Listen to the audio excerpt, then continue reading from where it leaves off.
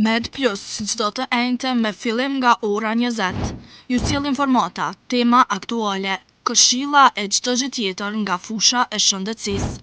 Med Plus me doktor Hektor Binishi për te mjekësisë. Të nderuar miq të emisionit Med Plus, mirëmbrëma dhe mirë se erdhët në emision. Thyrja e kukit mbetet një shqetësim global i shëndetit publik, duke kontribuar në rritjen e varësisë, smundshmërisë dhe vdekshmërisë dhe duke vendosur një barë për pacientët, familjet e tyre dhe sistemet e kujdesit shëndetësor.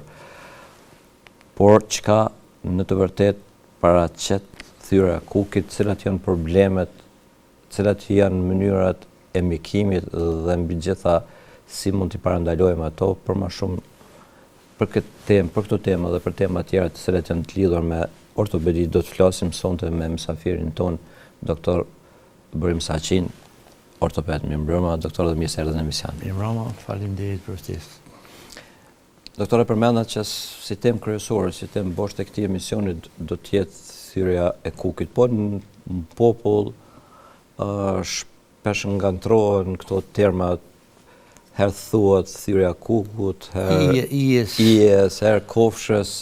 Si qoftë, na tregon si ta quajmë. Shkencëtari thotë kokërdhokullu, ma shkurt kuku e përdorim, është një pozicion ku kemi lidhjen e pelvikut me kofshën, ekstremitetet e poshtme, përbohet prej kokës, qafës, mandej vazhdon me trupin e kofshës femurit, për mbi kokë është acetabulumi, kulmi faktikisht i njëjës, e cila është e inkapsulume komplet. Ju keni sjellë një foto, ju lut na regjia, foto numër 1. Që këtu kemi atë qartë. Pra koka, pelviku komplet, kjo pjesa në sipërme, qafa edhe faqja e vazhdueshme e femurit, koka, qafa dhe vazhdimi i femurit kofshës. Doktor, një studim ndërkombëtar që përfshiu studius nga Shkolla Mbretërore e Harvardit tregon se anë mban globit numri i frakturave të kukit në mbar botën priten që të katërfishohen deri në vitin 2050. Kështu numri global i frakturave të kukit pritet të rritet nga 1.26 milion sa ka qenë në vitin 1990 në mbi 4.5 milion raste të reja në vit deri në vitin 2050. Shpejtësia shkon duke rritur me moshë. Domethënë sa më e madhe mosha, aq më e madhe mundësia për të ardhur deri te këto thyrje. Na tregoni në fakt çka paraqet një thyrje të kukut. Mendoj që nuk e kam lexuar këtë studim, po është arsyeja, popullata është më tepër ka vjetërsohet, dhe karakteristike e thyrjes së kukut është te moshat e vjetra, si pasojë e lëndimit, pasojë e dobësimit kockave ose osteoporozës, tumoreve të ndryshme, si dhe përdorimit të pakontrolluar të kortikosteroidëve në raste të caktuara. Kurse te moshat e reja e kemi si pasojë aksidenteve, të cilat e dimë edhe vetë. Për çdo ditë kemi aksidente dhe pozicionit e thyrjes janë shumë të afërta. Ju e përmendet edhe disa shkaktarë më të shpesh të thyrjes së kukit, po doktor po më intereson, është dikush më i paraprin ndonjë grup në aspektin gjinor, për mosha i përmendet, apo edhe diçka tjetër të cilët ose edhe ndonjë profesion eventualisht, i cili ka tendenca më të mëdha për këto thyrje. Pas statistikave, përqindja është 2-1 për femnat.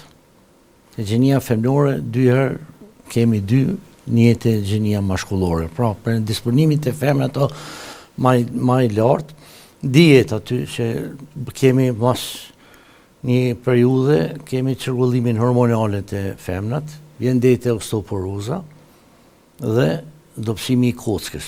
Për atë arsye trauma më e lehtë nga njerë dhe kur ullet, kemi raste kur thehet kukit, po në qafa femurit, sa po një qafa femurit, është pak ma karakteristike të këto raste.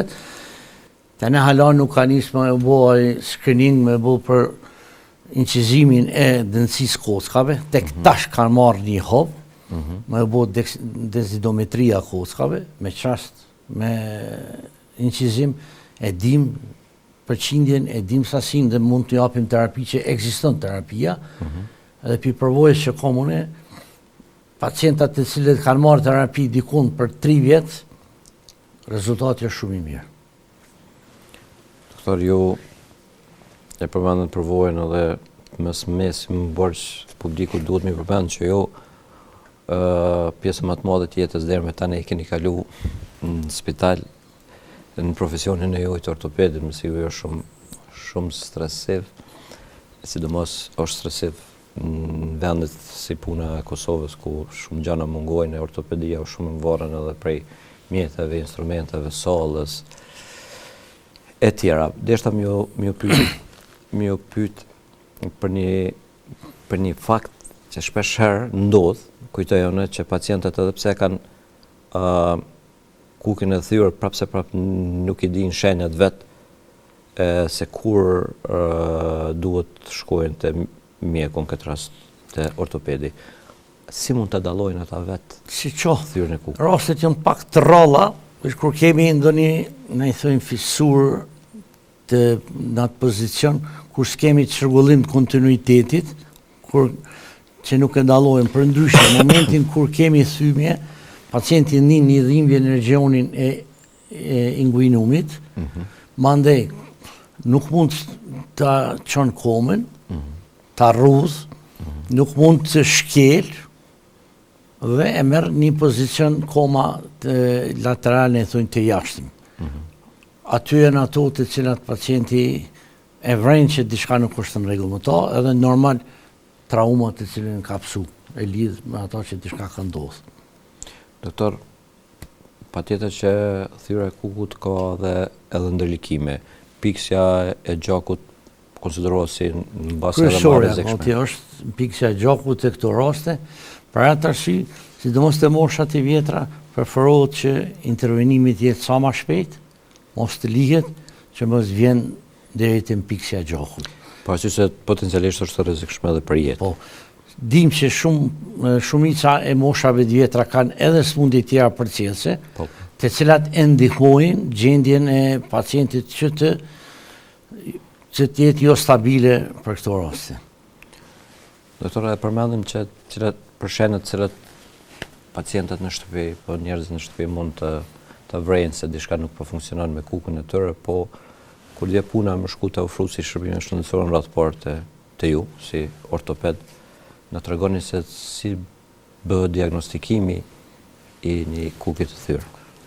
Në radhë parë e pyesim ose pyetet a ka pas traumë. Trauma është udhërëfysi i parë, mandej ato shenjat që përmendëm më parë, dhimbjen, lateralizimin, mandej shkurtohet ekstremiteti, këto janë shenjat të cilat na me njerë vrejim. Edhe normal duhet bëhet një grafi e nyjes për me diagnostifiku. Në rastet tash bëhet edhe incizimi thellë CTA, që neve edhe ma shumë në zgjidh qashtin, na tregon pozicionet ku si përpara masa apo sa kem dislokimin, sa kem fragmente, është shumë ma avancume. Doktor, më sarojnë, mi përmend se edhe rentgeni edhe CTA bëhet në spitalin e Gjakovës. Dhe pagesa është, ose s'ka pagesë, ose është shumë minimale. Është minimale. Rentgeni më duket s'ka të CTA diçka pagut, po nuk e di. Tash në varësisht aty në kategori që lirohen moshat e fëmijët e grup moshat. Si masozime administrative. E vërtet. Erdhëm te llojet, i përmendën disa lloje, unë kisha pas dëshirë që t'i komentojmë disa foto, një video që pacientët të kenë, në fakt publiku të ketë më të qartë për çka bëhet fjalë. Pra, flasim për llojet e frakturave më të shpeshta dhe si klasifikohen ato. Kërkoj nga regjia foto numër 2. Tash, kur thojnë të llojet e frakturave, edhe më parë përmendëm që koka dhe qafa është inkapsulume, dhe pra te janë dy lloje të frakturat brenda kapsulës dhe jashtë kapsullore, ekstra kapsullore. Brenda kapsullore është fraktura e bazës cervikale, bazës kokës, që kemi këtu në figurë, edhe subkapitale në falë e para, kjo dyta në bazët cervikale, që është në bazë të troanterët. Në që dy rastet, marrësisht prej moshës, nëse moshare mund të provohet me vida, nëse s'kemi dislokime dhe është në pozitë të mirë, nëse është moshare, gjithmonë tu e njoftu pacientin që ka mundësi me pas komplikime të mëdhenshme, me ja shpjegu cilat janë. Te moshat ma djetra vjen pyetje proteza. E kuptoj. Foto tjetër? Këto janë ekstra kapsullare, intertroanterike, pertroanterike, ku kemi dhe troanterin e vogël të dislokum, gati 90% troanteri gjithmonë shkon, thehet. Okej. Foto tjetër? Kjo është subkapitale, frakturë e kokës, të cila është shumë e komplikume, din me japë pasojat të lashëve të mëdhenshme.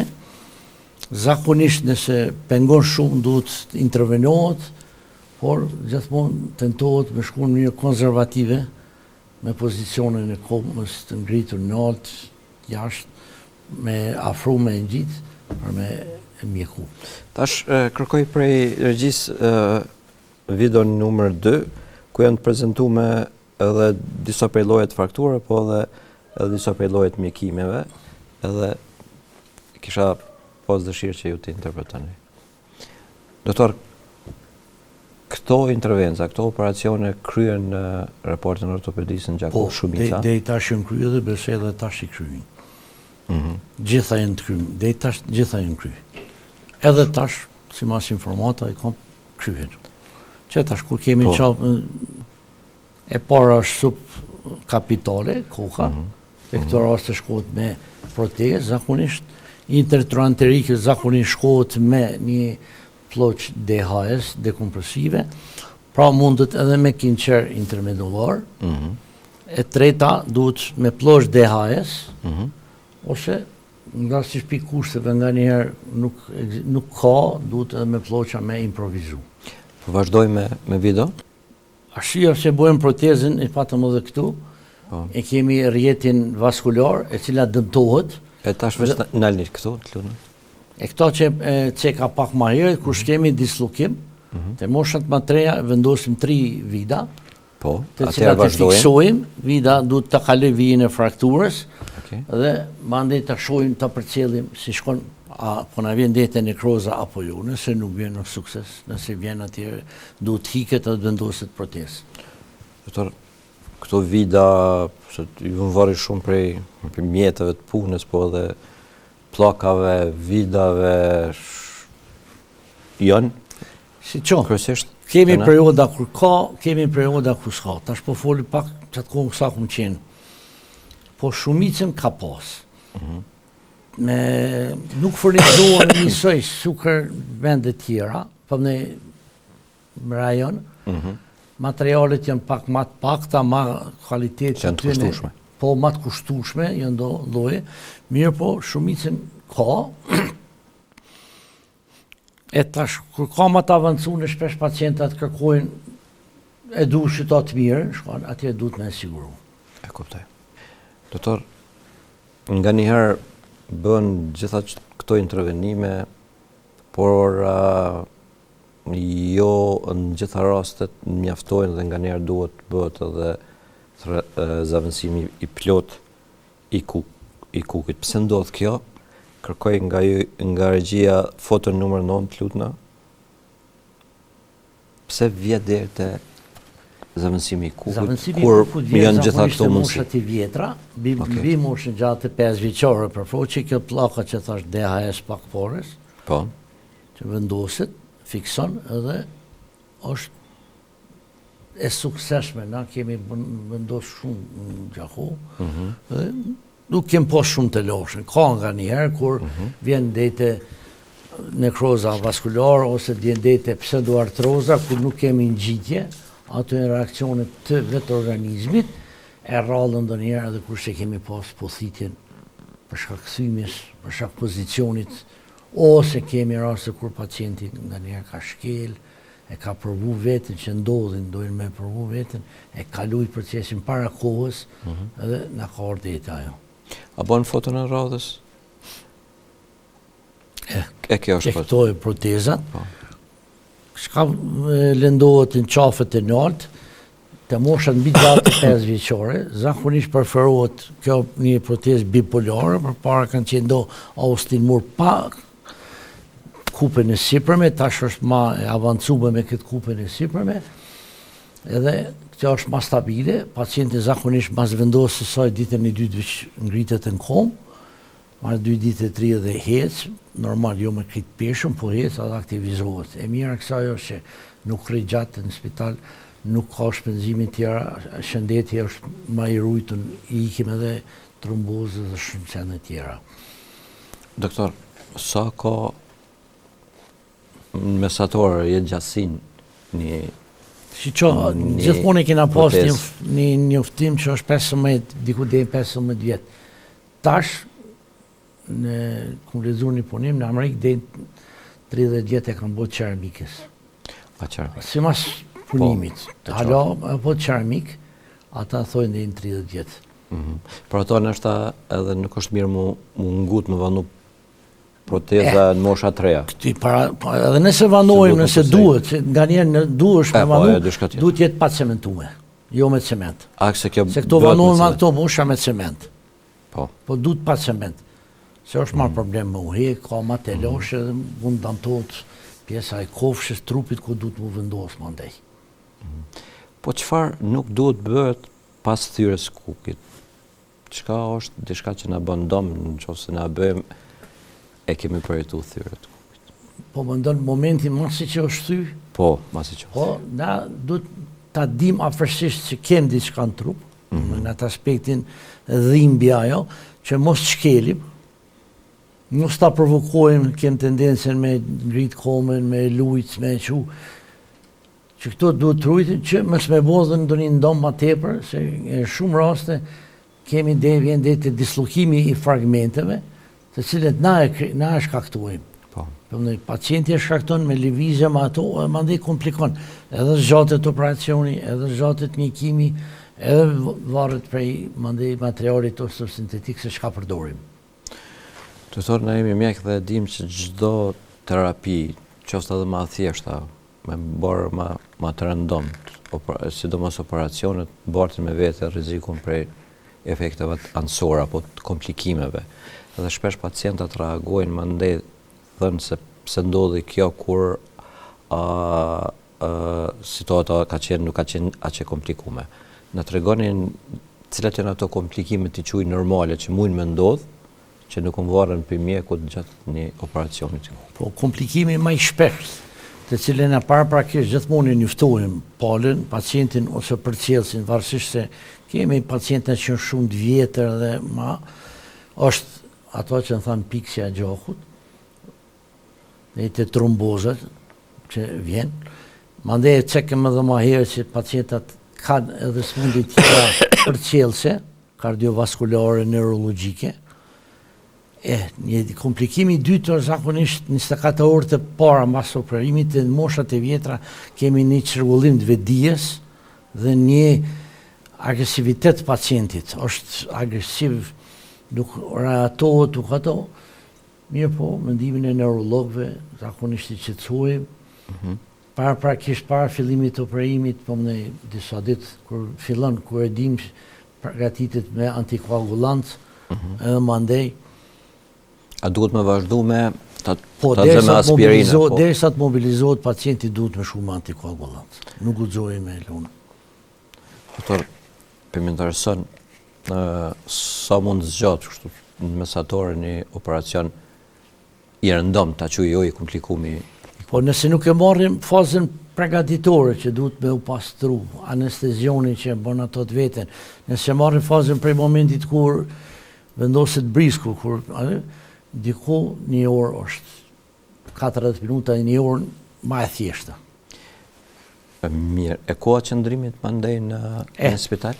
Këtë është përvaret prej moshës, reakcionive anësore që mund të me janë, diku dhe 5 ditë dhe 7 ditë, ma shumë të shumë, ndërshëta dhe 5 ditë e mojë. Nëse plaga shkon mirë pastër, që ne dhe tash, më me thonë 90% edhe 98% s'kemi pas problem me plagë. Ato duhet me falenderu edhe motra në salla dhe airportit, që s'kemi pas infekcionet plagës, shumë të rralla në e, kur shumë, se di, së ma e fërtën më. Doktore, përmendën që keni përvojë të madhe, mbas përvojës juaj po dhe mësimeve nga mjekësia, a është edhe operacione vetëm alternativë gjatë thirrjes së kukut, po ka edhe mënyra tjera? Jo, ka dhe mënyra tjera, mënyra konservative. Mënyra konservative përdoret kur nuk e lejon shëndeti me u hinë në operim, ku është i rrezikum, zakonisht anesteziologu ato e jep kapaciteti i zemrës në bashkëpunim me kardiologun, ose kur pacientit nuk dojnë. Atëherë vendoset një allëqi në shput, në formë në i thojmë aeroplan, tash ka ndalë edhe do masa plastike si qizme, zakonisht 6 javë ditë provohet, apo bëhet grafia kontrolluese, unë për vetin kom disa raste, që ka shku është në gjitë, po ka rastet që nuk në gjitë, mirë po aty formohet një kapsull, e cila pacienti ullet në mëth, nuk ka dhimbje sukur që ka kur thejet, mundet me uqu, normal me karrocë së mështaka nësë është në gjendje mështaka, pa shkel në komën e lëndume. Thyme. Doktor, pas daljes prej spitalit është koha e rikuperimit. Sa zgjatë kjo, sa shpesh duhen me qenë vizitat përcellëse, a duhet bën ndonjë imazheri gjatë kësaj periudhe? Zakonisht te frakturat me vida dhe me ploqa e bojnë mas një mujt edhe një rentgen kontrollues me përcjell. Ata nuk guxojnë me shkel, diku 4 deri në 6 javë me shkel.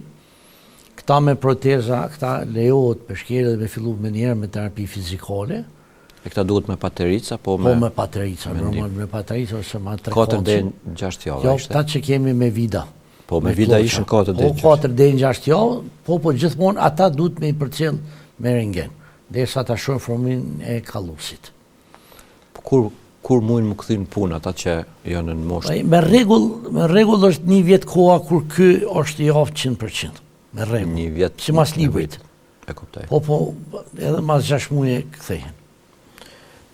E kuptoj, unë kujtoj që aspekti i terapisë fizike është po ashtu shumë i rëndësishëm. Shumë më rëndësi se ti e bën punën krejt, nëse s'bën terapi fizikale krejt të zero. Domethënë duhet është pjesë e pandashme e një operacioni ortopedik. Na e keni sjellë edhe videon numër 3, kisha pas dëshirë ta interpretojnë se janë disa shembuj shumë të mirë se si duhet sillemi gjatë kohës së rikuperimit. Na zakonisht i njoftojnë pacientat, çka guxojnë me bo, çka nuk guxojnë, po ka dhe pacientat që nuk janë shumë disiplinu, na ka ndodhur, se është mirë me e përmend, që kjo një pozitë ulljes. Ta shtregon shka s'duhet me bërë, me lidh komt. Po komt me kryqëzu, zban. Duhet ja styki. Kjo pozitë, po, s'është e preferueshme. Që ja styki. Kjo është ajo preferueshme. Për me shku, me dal kuku jashtë. Kjo është gabim.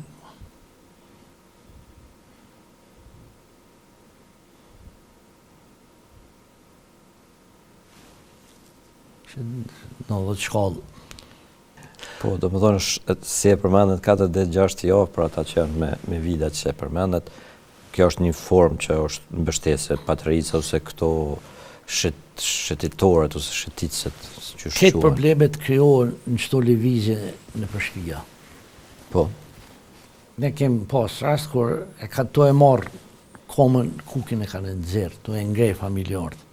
Pacienti si pacient me ankesa u jo, ata e kanë ngrej komër dhe ka dalë kuki. Kur dash më repunua atone. Po, mirë ka shku. Doktor, një bështëllëk e rëndësishëm trajtimin të pacientët që kanë pësuar frakturë të kukut dhe që nuk merrin terapi për të parandaluar frakturat e arshme vuare gjithashtu në të gjitha vendet dhe rajonet bile edhe të meshkujt. I përmendet që nëse vërtetohet që dikush ka nevojë me deksa ose me densitometri, atëherë në mënyrë saktë dinë çfarë suplemente të japim. Por ta zëm të ata që nuk kanë përjetuar thyrjet të kukit, po janë moshat cilat janë më të rrezikume, cilat janë ato suplemente që ju i preferoni që mos vjet deri te një osteoporozë që rrezikon frakturat e ndryshme. E mira kësaj është që të bëhet incizimi. Se tash kena mundësinë, Gjakovi kemi 2 densitometri, e ka instituti, e ka doktor Bojar Bedra, me të cilin neve kur ta konstatojmë është acidi hialurinik, po me i bandronati, i cili i pet një herë në mujt, një preparat shumë i mirë, edhe është lehtë mu marrë, se është një herë në mujt, mande për cellëve ty në kalcium, zing, vitamin C, kollagen, gjitha ato, po për me ushqy kockën, gjithashtu ushqimi, të koni pasur me vitamina, sidomos peshku, qumshti, djathi i ri, brokoli, që e ndihmojnë barëm sezonin e dimnit, a verës dielli pakës rrezatimi. Po duhet mendojmë të bëhet screeningu për gjithë, edhe për gjinin mashkullore, edhe femnore, sidomos, ta duhet paka shumë edhe me pas një bashkëpunim me ginekologët, se ata e ndera parë të femnat, të cilët e din gjendjen, e din pauzat menstruale kur krijohen, kur i kanë edhe kur që çrregullohen hormonet, dhe t'i dërgojnë për incizim dhe ta shpërndojmë. E kom një informat për një kolegës në Kanadë, se ke pacientat e mi që i kom une, nëse ma thënë kukin, edhe unë se kom bot densitometrin, une dhuna me pagu shpenzimet kretë mikimit atine. A i ka qenë ortoped apo ginekolog? A i ka qenë mjekësi familjarë, është i Qakovës, në në tjeni me kontakt që e kom pas.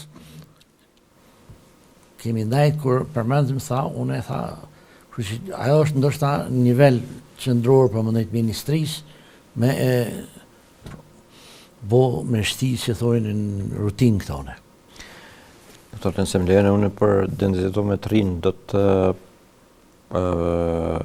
prezentoj edhe disa rekomandime për screening, prapë në bazë të shkollës Harvardit, se cila shkolla ka të vetën, nuk i kemi akoma tona, kështu që duhet më shërbimet e tjerëve, veç para se me lexu këto, e përmendës dhënia suplementeve, screeningu në rregull të sistemit kockor, a ka edhe ndonjë veprim, sidomos me kalimin e moshës, që ne mund të ndërmarrim e të jemi atë kujdesshëm që të parandalojmë thyrjet. Në përgjithësi çdo thyrje.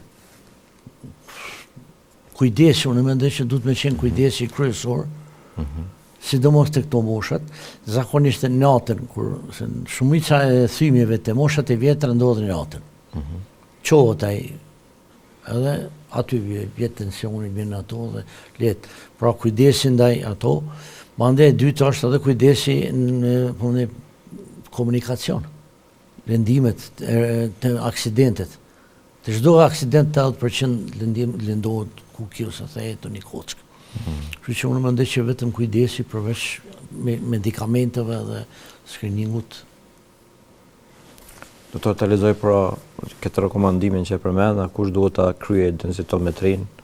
Rekomandohet që të kryejë çdo vit nga femrat mbi moshën 55 vjeçore, meshkujt mbi 60 vjeç, pacientët që kanë bërë apo që kanë pas frakturë pas moshës 50 vjeç, femrat në menopauzë që kanë edhe faktorë rreziku tjerë, meshkujt e moshës 50 deri në 69 vjeç me frakturë, me rrezik nga fraktura të ndryshme, dhe pacientët që kanë pas frakturë të ndonjë prej unazave të boshtit kurrizor.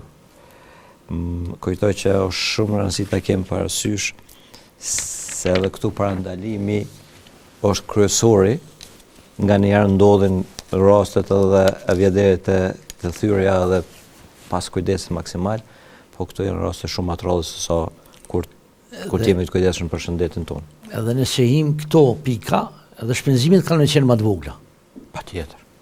Edhe për shtetin edhe për gjep pacientit ose qytetit kanë me qenë më të vogla, se një incizim e një asis ka me kushtu sa ka me kushtu një plak ose një protezë sa kushton për një vizit një herë në vjetë. Unë mendoj që këto duhet me marrë iniciativa, po varet tash prej klinikës mas pari atje edhe ministrisë. Doktore, ju jeni pensionu vitin e kalum. Vitin nëndor. Nëndor. Edhe keni kalu, ta quaj ashtu, një jetë profesionale komplet me gjitha ato vite në spital, në raportin e juaj. Më tregoni cilat janë ato ballavaqimet apo sfidat që e përjeton një ortoped, sepse mendoj që keni një profesion pak ma specifik. Keni konservativ, po keni edhe operativ, dhe operativet e juaj zakonisht vjen puna që në gjithmonë ose në shumicën e rasteve në emergjente. Cilat janë konë ato sfidat? Problemet më të mëdha që i kemi pas është njëherë nëse folim për këtë periudhë një kohë s'kem pas burmashinë. Kemi punu që është domosdoshme. Që patar është kemi punu me burmashina që si të tregut. Zakonshme. Jo miksore. Derisa mandej materialin fillim ka qenë shumë problem. Sigurimi i materialit se gjithmonë është interesante na i marrim 5 numra fjala mje, ose 5, që çdo lloj ka 5. Ato sosët, janë një karakteristik, si të shrafave, në vidave, si të ploqave, që është një numër i caktuar që hiç harxhohet. Ti tash me të maja ma të mëdha, ja ma të vogla, cilën me vendos. Nuk i kemi pas gjithmonë ato adekuate, gjithmonë çdo dash ka pak me improvizu. Mandej spitali nuk na ka pas vish neve. Është dashtë edhe tjerë. Sigurisht. Se tash ka fillu ndryshi furnizimi, tash e furnizon QKU-ja. Ja? Barnatorët e bën porosin, edhe na furnizohemi për atyne. Tash ka pak ma letë, merë, edhe me diçka merë për atit. Atjerë na kemi ble vetë, në spitali ka ble atonën, u du të me pritë ndera, u du të me bo. Mande një kohë fillim kem pas problemet, na nevojat tona, kirurgjia nevojat e veta, një anesteziolog, 2 anesteziolog, edhe ato janë nga njerë të lashet me pacientat, pse s'po him, pse po hi. A u dash nështë aminja i tjetri. Edhe ajo ma e fundit që thatë nga njerë natën, shumë, jo nga njerë, por shumë herë natën kena hi. E ajo puna e natës është pak ma e rrëllë. Nuk e ki këtë stafin komplet, të na ashtu të konë organizu nëse në prendim, punë në vendet tjera kanë, dush me thirë veti ato në barcin, apo vje pa atër temin, ato, anë e këto. Me mirë kuptim. Me mirë kuptim për me e bo. Fat kem pasë prej mas luftës, kena pasë rëngen në salë, kem pasë është një fat që në kanë dimu shumë, se pa rëngen s'punohet. Pa dushim. Do të tash jemi po se ka funi i emisionit, që ose keni ndonjë porosi për publikun tonë? Për publikun kisha porosit kujdes, të i marrin terapinë ato çka është adekuate, me së përdorin edhe terapi çka thot ai, çka thot ky.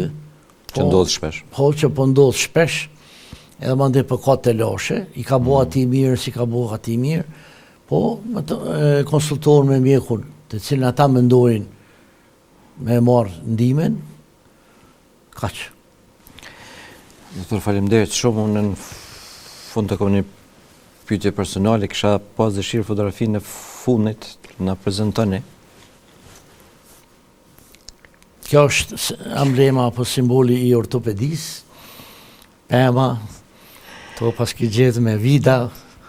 Bukuria pas pemës është trembur, e krijuar nga Nicholas Andrei, daton që nga viti 1741, edhe është pranuar si simbol unik për ortopedi. Doktor, ju keni qenë i pari ose ndër të parë që keni kontaktu edhe forcat e NATO-s ose një gazetor me njerë mas luftës, do më thonë, mbohet në manë deklarata ju i Bili Gjakov u flitke që doktor Borimi ka ndikua që shumë sa që edhe NATO ka qëndrua ditën në Gjakov, s'ka shku për pesë, si ka qenë plani ose për prezent nuk e di, se kanë kalu gjithë ato kona, ju një dojnë në pension shumë të meritum. Gjatë ceremonisë pensionimit i ipen premtime shumë, na kemi pas edhe mysafir tjerë, kolegë të ndërum tonë, cilët jenë pensionu edhe i kanë qenë premtimet që me njerë javën e ashme mas pensionimit kemi më udhëftu dhe kemi më këshillu me ato. Kjo dhe lidhet, po aspektin shpirtënor. Më thonë një person i cili e ka përjetu dhe atë ngjarjen vitit 1999, a më ndoni që më të vërtet në aspekt relacionit kolegjal i ju edhe kolegë tjerë një farë mënyre ju kanë lënë anash, edhe pse si e përmandën para misionit, këshillat e ju afroni pa pagesë. Si që tash legislatura është, ligj. Ka është vendim që këtë mosh me dalë pension edhe nuk kem shka e diskutojmë këtë punë. Është humbje e madhe. Me shëndet mirë, po edhe kjo po vike. Anën psiqike, për që gjitha jo, s'po thonë traumëse, një dekë që u zjedh me dëshirë, u punu me dëshirë dhe me këtë punën, po gjithmonë, për dalë pak, kur shkojsha në shtëpi mas një intervenimi, ose mas një pune, gjithmonë u mendojsha qa po bëhet me ato, apo shkon mirë, as po shkon mirë, apo shkurtohet, apo ngjitet, as po ngjitet. Tash qatë mrenge kom pushim, kështu që edhe kjo kishtë vetën. Thuhet për ortoped dhe për kirurg në përgjithësi se në momentin që dalin pension mas shumë të i përfiton në familja se i kanë prezent se zakonisht ju nuk keni orar. Doktor, unë ju uroj shëndet, ju falenderoj shumë që jeni orë me kënaqësinë më të madhe në emision. Shpresoj që do të takohemi edhe në emisione tjera. Faleminderit shumë për ftesën, për bisedën. Mendoj që prapë mund të takohemi edhe trim pijim kafe dhe këto. Me kënaqësi. Të nderuar miq, kaq kishim për sonte, bashkë mirupafshim.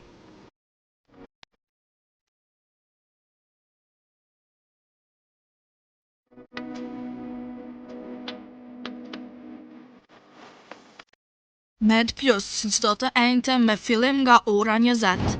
Ju sjell informata, tema aktuale, këshilla e çdo gjë tjetër nga fusha e shëndetësisë. Med Plus me doktor Hektor Binishi, për te mjekësisë.